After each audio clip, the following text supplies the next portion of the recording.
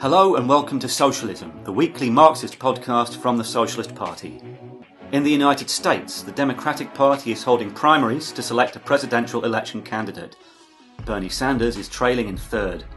With no membership structures to debate policy or hold candidates accountable, are the Democrats a route for change? Meanwhile, Donald Trump is presiding over auto worker strikes and has had to sack his warmonger security advisor, John Bolton.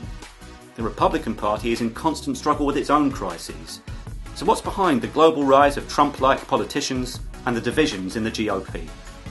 In this episode of Socialism, we discuss the race for the White House in 2020. James Ivans here from the Socialist Newspaper Editors Department. You're going to be hearing quite a lot of my voice this episode because a lot of our other staff are out at freshers' fairs at university campuses across the country, talking to hundreds and thousands of young people interested in socialist ideas about how they can get organised, as well as out on other campaigning activity in the trade unions, on the streets, on the estates, in the workplaces and so on. And this episode we're going to be talking to Tony Saunois, who is the Secretary of the Committee for a Workers' International. Hello, Tony. Hello, James. So the race to be the next president of the United States of America is hotting up. The incumbent Republican President Donald Trump has been making preparations. Most recently, the news is that he sacked John Bolton as his security advisor. Why has he done that? Well, I think the sacking of Bolton really represents massive divisions which exist currently in Trump's White House on foreign policy. What we see there is that Bolton, who's an arch hawk, supported military intervention everywhere feasible. And most recently, he's advocated it in Venezuela, where he anticipated that the US military would go in, or argued that the military should go in, and he thought that the Maduro government would be overthrown, a complete miscalculation. More recently, he's encouraged Trump to go on to a military assault against Iran. Now, Trump really has resisted that, despite Trump being a vicious right-wing populist. Sure.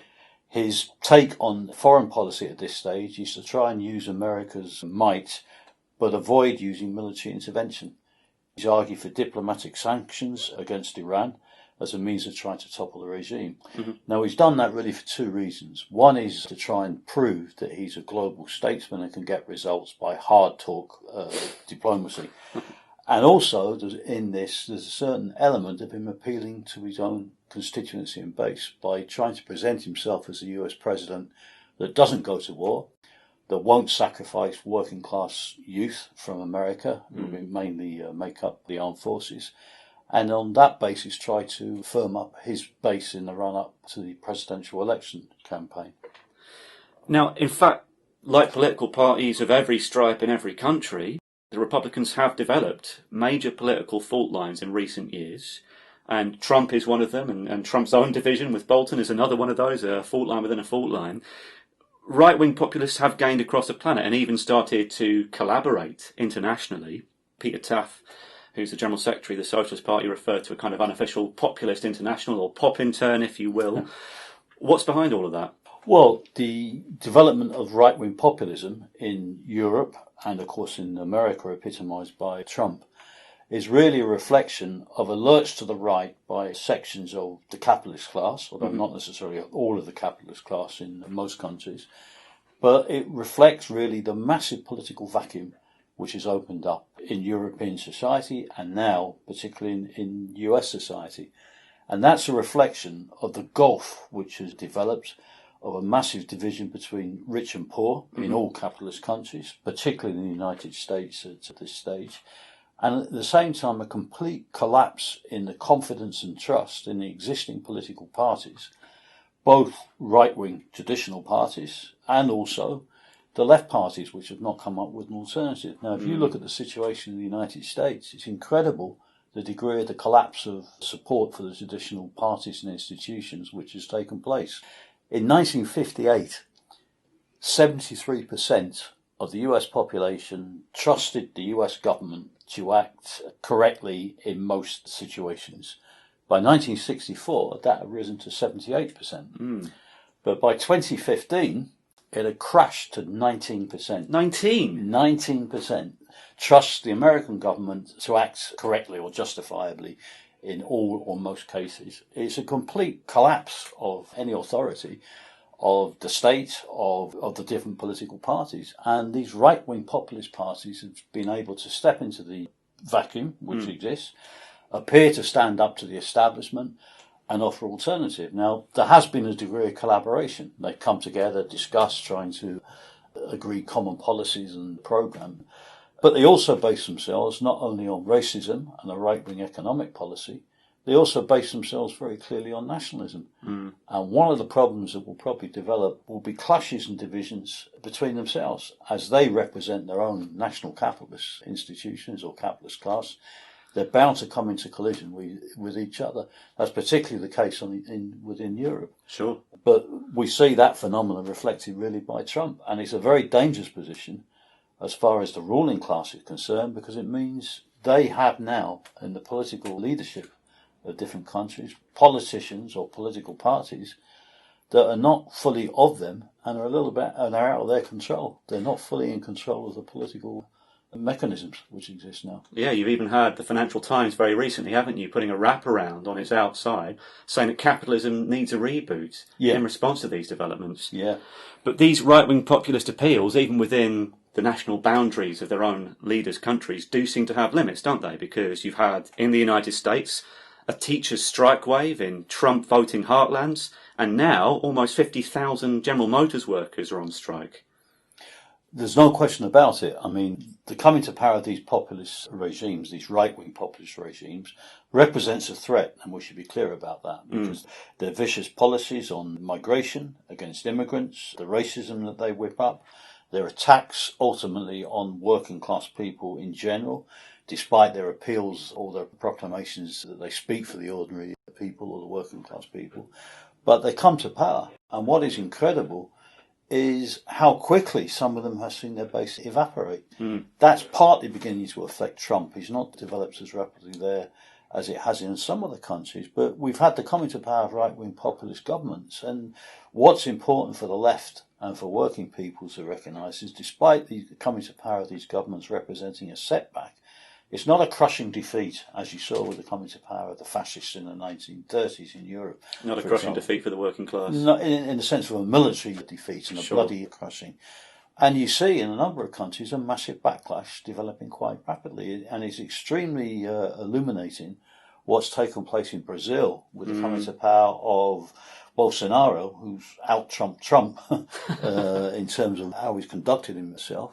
But he came to power, which was a setback and a defeat. But within a few months, you've seen the development of a massive general strike against these policies of 47 million people for a 24-hour general strike. You've seen other strikes and protests taking place.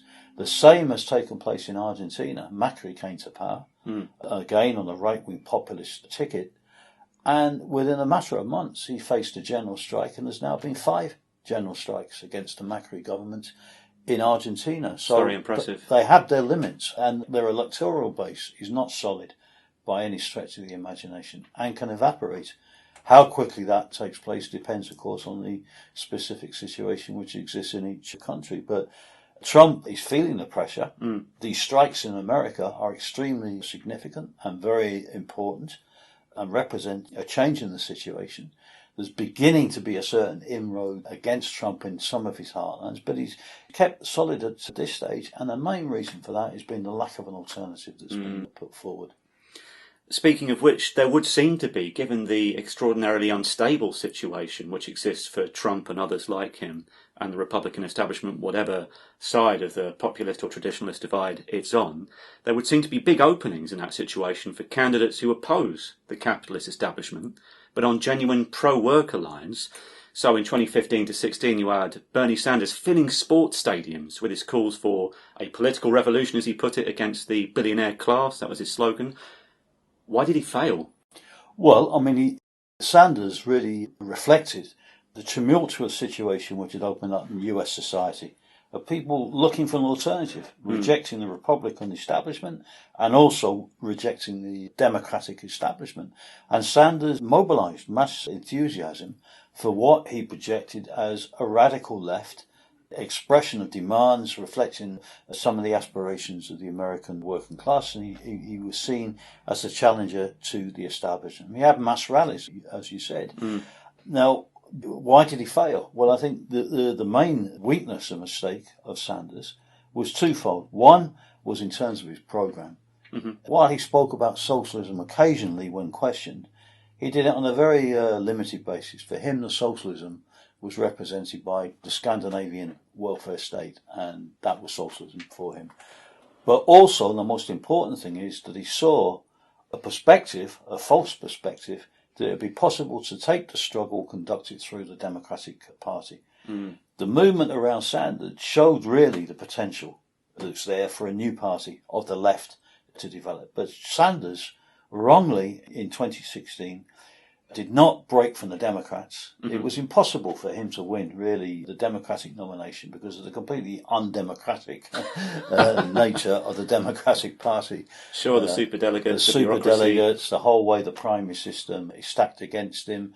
The PACs, as they called it, the massive investment of big business corporations to run and back their own candidates. Yeah, it's a Wall Street party. Wall Street doesn't want someone like him capturing it. It is a Wall Street party, and they were inevitably going to block him. But he sees his mission then, towards the end, of challenging the movement through the Democratic Party. Mm. And unfortunately, he's made the same mistake. He's repeated it now in 2019. Mm.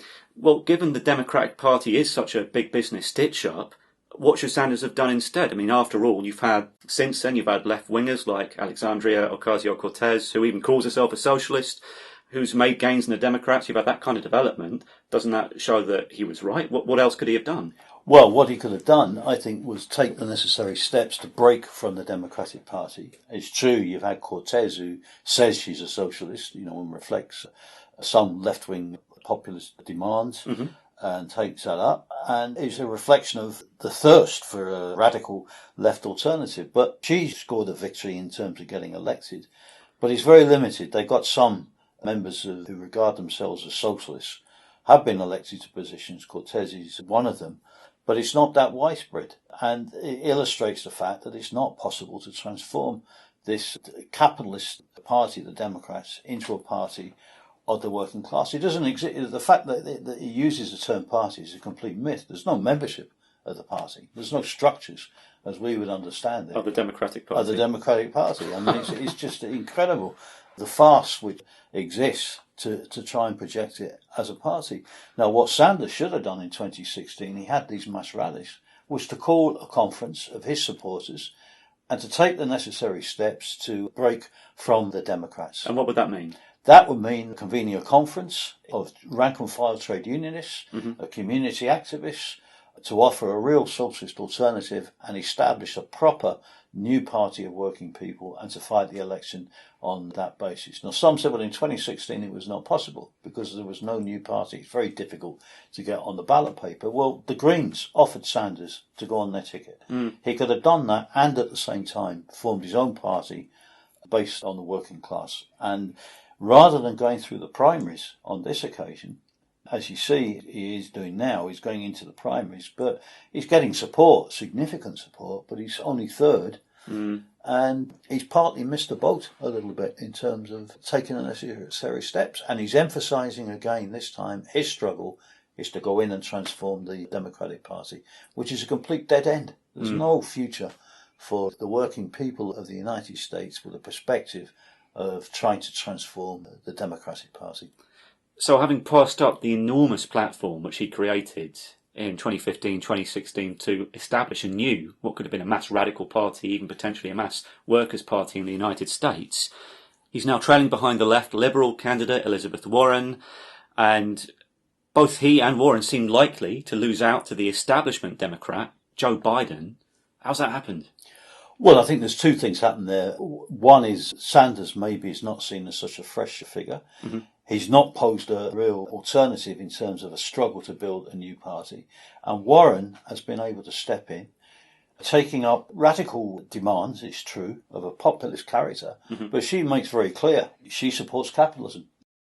But she's on about 15% in some of the polls.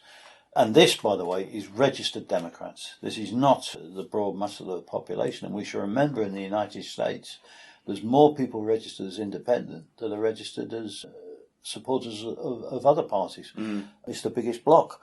So there's a massive constituency there to appeal, particularly for Sanders. But then Biden also steps in, and it's a reflection of the Democrat machine and a layer of people who see him as the more viable option to defeat Trump at this stage. But we should remember what Biden's track record is. He's part of the Democratic establishment. He was vice president under Obama, and has a terrible track record as far as defending working people's interests are concerned and as far as combating racism is concerned. And you could say that a lot of the degeneration of living and working conditions, which the Democrats presided over under Obama, notwithstanding him presenting himself as a new face, first black president and so on, a lot of those were really the basis for when Hillary Clinton came in and said, everything's fine, let's just keep going. People said, well, you know what, to hell with the Democrats, we're going to vote for anyone who's different, and so you got Trump. And here's Joe Biden representing exactly the same tendency as Hillary Clinton in reality represented. But a lot of people surely feel that the main problem is getting rid of Donald Trump. So isn't it right, they might ask, to support whoever is the most prominent candidate who promises to do that? Well, you can understand why people would think that, particularly those who want Trump out. And they would see that as a point. But the reality is Biden going to be the most effective candidate to do that? And I think there's a big question mark. And even if Biden won, you can understand why people would vote for him for that. But what's going to be the reality? If Biden comes to power, is he going to introduce universal health care? Is he going to introduce other reforms in the interests of working class people?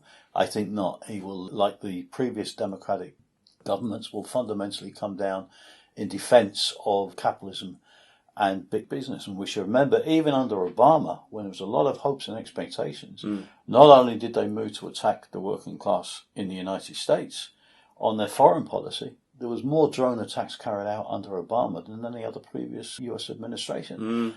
And, Guantanamo wasn't shut down. That was left. Even on their foreign policy, it was somewhat different, but it was a continuation of capitalist and imperialist interests. So you can understand people why they will vote Democrat to defeat Trump.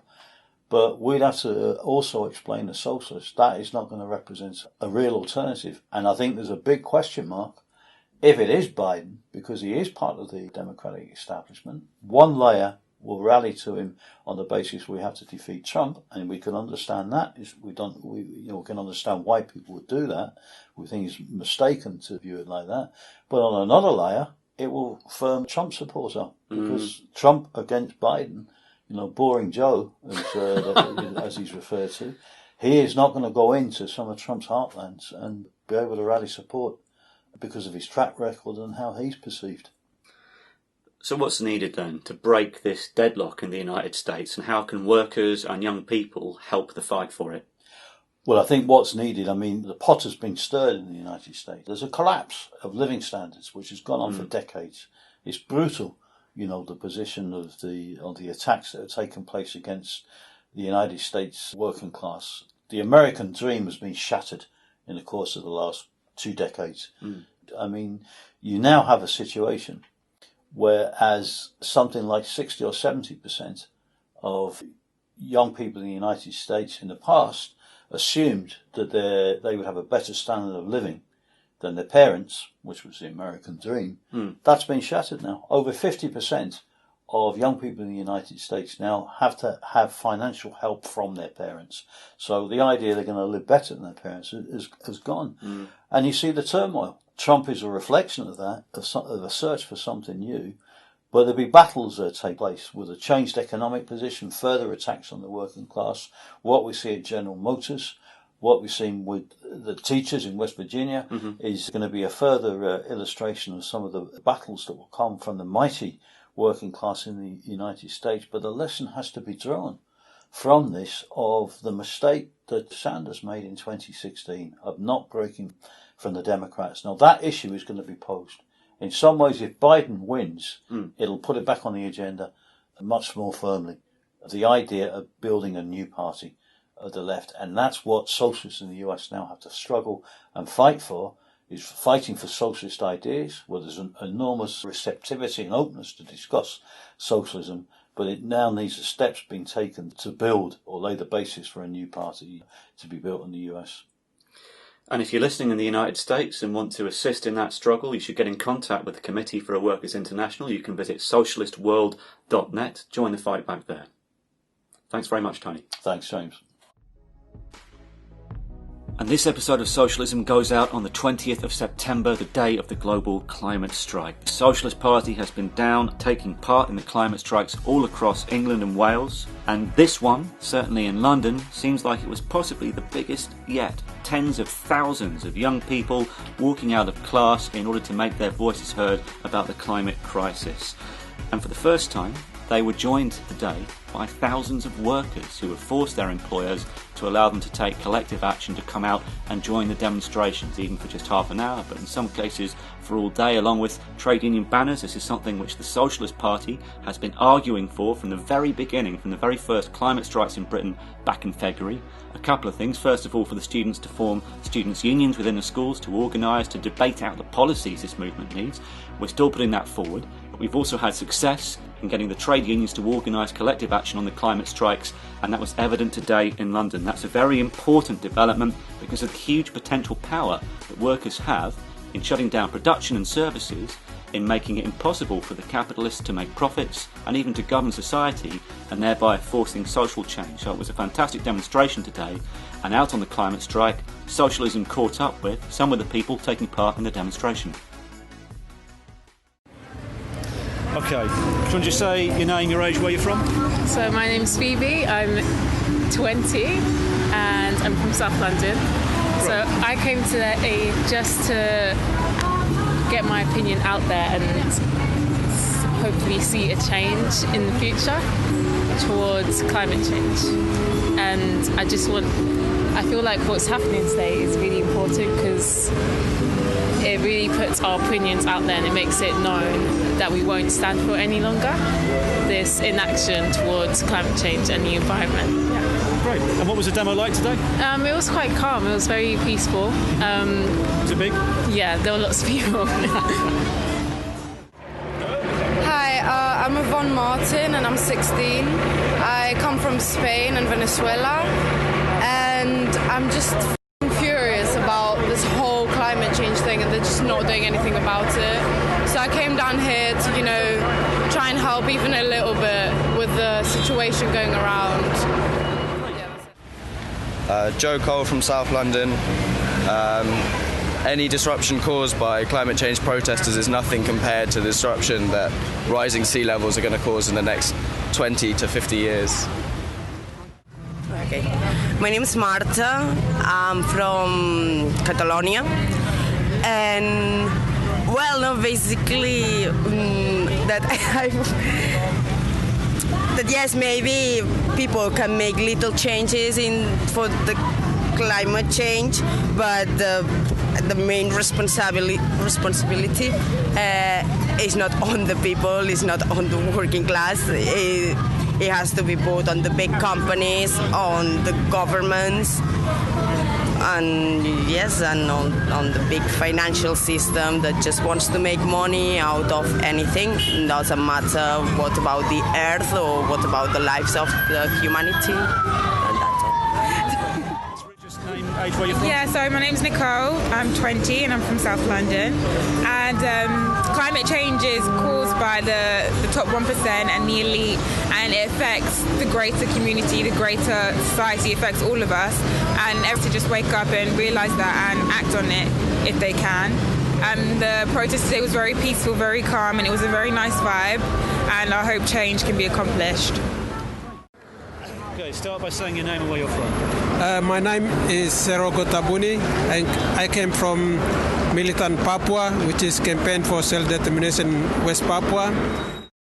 Today we here regard of the climate change, and West Papua, which is been occupied, colonized by multinational corporation, which is mining.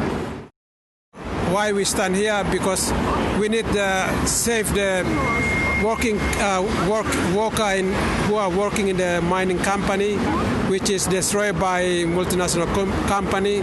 Didn't provide the safe security and also living standard, and they pay minimum wage, which is very lower than to support the living standard for the family. and we need this company need to be out from West Papua, part of the destroy our forests and our, because in forest is where we're living, where we get the food, because in West Papua there's no supermarket. Our forest is our supermarket where we're living on. So we need how to organize all the working class united, and how to all the company need to be hand of the working class to manage for the interest of the working class, not for the multinational corporation, not for the private company who are destroy entire working class system and also destroy our forest, which is second biggest after Amazon. Thank you very much. Thanks, Sam. And now, as usual, we're going to hear some reports from the latest workers' struggles and campaigns that have taken place during the past few days. This episode, we're going to be joined by Dave Carr. Hello, Dave. Hi, James. Thanks. I'm a member of the editorial team of The Socialist, the weekly campaigning newspaper of the Socialist Party. And I'm going to be commenting on the trade union articles in this week's workplace pages. The articles we carry are often written by workers themselves, who we describe as worker correspondents, or they're written by Socialist Party members acting in solidarity to assist workers in struggle. The first article I'd like to draw attention to is about the current dispute developing between 100,000 postal workers in Britain, who are members of the Communications Workers Union, the CWU, and a very aggressive confrontational management that appears determined to weaken the union's leverage in Royal Mail. The article was written by Gary Clark, who's a CWU rep in Scotland, and in it he describes how postal workers are routinely being bullied by management, and that senior management is reneging on a deal agreed over a year ago between the CWU and Royal Mail, which covers workers' terms and conditions. For example, Royal Mail is now saying that the 1 hour reduction in postal workers' working week, which is expected next month in October, is now subject to cost savings. In other words, they want to rob Peter to pay Paul. But above all, as Gary points out, it's the constant pressure and bullying of postal workers that is really increasing shop floor anger. And consequently, the CWU is currently balloting for strike action. Royal Mail also recently published its 5-year plan, which actually threatens 20,000 jobs and indeed the breakup of Royal Mail itself. Now, Gary says in conclusion that the CWU should consider strike action, even going beyond a 24-hour national stoppage.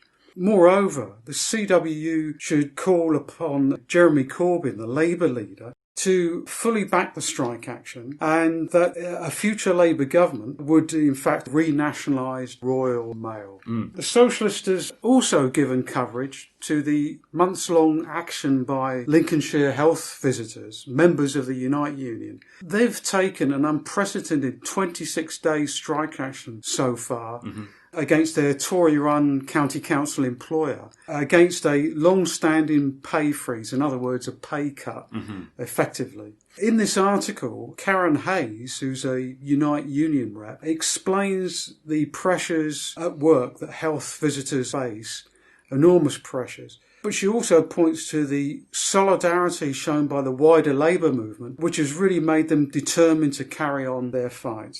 The other article I'd like to draw attention to, and this is really of critical importance to the Socialist Party and indeed the wider working class, is about the contest for the General Secretary's position in the PCS Civil Servants Union. Now, for us, leadership of the trade unions is vital in terms of whether a union is combative and accountable to the rank and file, or acts as a brake on workers' struggle and is aloof and removed from the union's ranks. Now, in the current PCS General Secretary election, the Socialist is supporting Marion Lloyd, who is a member of the union's national executive and is also a member of the Socialist Party.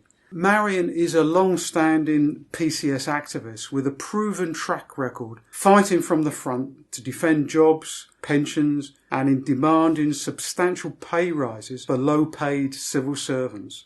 In her article, Marion explains that the current leadership of the PCS is frankly lagging behind political developments, and instead of mobilising the membership and the wider trade union movement to exploit the weaknesses of the Johnson Tory government, is instead putting all its eggs into the basket of waiting for a Labour government to put things right for workers.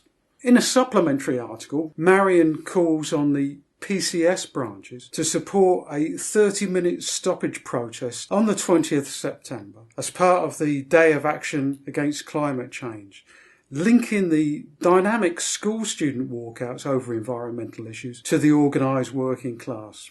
Most listeners are aware that trade unions are vital organisations that can defend and advance workers' terms and conditions of employment in the workplace. But more than that, as Marxists, we understand that the organised working class, because of its central role in production in capitalist society, can potentially, by withdrawing its labour, bring about political change in society. That is why we emphasise the centrality of the working class in building a movement for socialism. Now, I hope this summary encourages listeners to regularly read The Socialist and, moreover, to contribute future articles to its pages. Thanks very much, Dave. Now just a short update on some of the campaigning activity in the past few days. There's been a victory against fire brigade cuts in South Yorkshire. That's right. So the Fire Brigades Union, the Socialist Party and others have been campaigning for months against fire authority cuts, which would have meant losing 84 firefighters from the South Yorkshire Fire and Rescue Service. We said instead management should use some of its £25 million reserves to retain those firefighters while campaigning for the weak Westminster government to provide fair funding. And as part of campaigning activity, the Socialist Party has collected 2,500 signatures for a total petition of around 10,000. The authority has just agreed to use those reserves to save the jobs, and the Union and the Socialist Party are now saying, great, but now you must fight for the needed funds to replace that money as well. Neil Carbett, who's the South Yorkshire Brigade Secretary of the Fire Brigades Union, has said, we're ecstatic that the Fire Authority has rejected these unacceptable cuts, and also we'd like to say a huge thank you to members of the public, local Socialist Party activists and the Labour and trade union movement for their unwavering support. It's thanks to them and the hard work of FBU members that we've been able to win our campaign and continue to keep South Yorkshire safe. There's also been praise for the Socialist Party in Worcestershire, where firefighters are still fighting closures, and they've sent a message to Worcester Socialist Party saying Hereford and Worcester Fire Brigades Union are extremely grateful for the continued support that the Socialist Party have provided through our recent disputes. Now, Worcester Socialist Party is demanding that all closed fire stations are reopened, that the axed crews are reinstated, that there are 40 firefighters on duty at night, and that all appliances are fully staffed with permanent firefighters. Campaigners in the region are organising a march in Bewdley on the 28th of September, and the Socialist Party will continue to support all campaigns by the FBU and any action, including strike action, that firefighters decide to take in defence of the service and their jobs. And defending the fire service is very important, given there's been yet another tower block fire. That's right, Dave. It's the third in 3 months in London, this time in Clapton. Luckily, it seems there have been no fatalities in this latest fire. A Socialist Party member living on the estate spoke to us about it, and once again, flammable cladding seems to have played a part, just as in the fire in the Barking Riverside estate earlier this year, and the catastrophe at Grenfell in 2017. The Socialist Party says that all combustible cladding must come off the towers now. The landlords should pay for it, not the residents, and they should send the bill to the government if they can't afford it. We demand the release of all fire safety reports, and we also suggest to residents that they form residents' associations where they don't have them, which, if necessary, can organise to withhold rent and service charges until the blocks are made safe. NHS hospitals still have £55 billion left on PFI contracts. Yes, so this is a new figure which has come out in the past week or so, and some hospitals, it seems, are paying out 1/6 of their budget on parasitic private finance initiative repayment schemes. PFI was a Tory system which was massively expanded by Blair's Labour governments as a way to keep spending off the public books and also hand more public assets and contracts to the profiteering private sector. It's been a disaster for the health service, along with austerity cuts, direct privatisation and introduction of market competition in the NHS, all of which was driven by a series of Tory and right-wing Labour governments and assisted, we have to say, by EU rules. The Socialist Party says that an incoming Corbyn-led Labour government should cancel all PFI debts, refuse to pay them back because the private vultures have stripped enough from our NHS already. As well as doing that, it ought to restore all lost funding and put the entire health service, including the big pharmaceutical companies, in public hands under democratic workers' control and management. And the Socialist Party has its own campaign to report on too. Yes, we do. So the Socialist Party recently moved offices after a gentrifying landlord evicted us from our last headquarters. Our appeal to our working class membership and supporters set an initial target of £150,000 to fund the move. It's actually reached an incredible £201,000 of paid donations alone. However, we do still need to relocate our print shop by the end of October. That's where we produce our pamphlets, placards, leaflets and magazines, which are all indispensable tools in building support for socialist ideas. Moving our printing press alone could cost £4,000. So if you agree with what you hear on Socialism, the podcast, and what you read in the Socialist newspaper, if you want to help support independent working class politics, please help us out. Go to socialistparty.org.uk/donate. And if you've already pledged to our Building Appeal Fund, but not yet paid it in, please pay it in. We want you to send us recordings from picket lines and campaigns and reports of your own activity. We also want your questions, comments and ideas for future episodes. Email socialismpodcast@socialistparty.org.uk. Help us spread the word by giving us a 5-star review and subscribing so you don't miss out. And don't forget to recommend us to your co-workers and friends. Socialism, the podcast, has no wealthy backers. We survive thanks to the financial support of ordinary working class and young people, and we're proud of the political independence that gives us.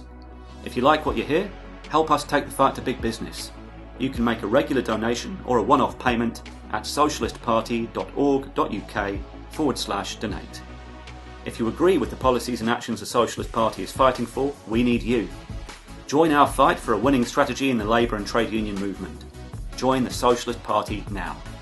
Send us your details at socialistparty.org.uk/join. If you live outside England and Wales and want to join the fight for socialism in your country, contact the Committee for a Workers' International by visiting socialistworld.net. This week we heard from Tony Saunois, speaking to me, James Ivans, along with Dave Carr. Till next time, solidarity.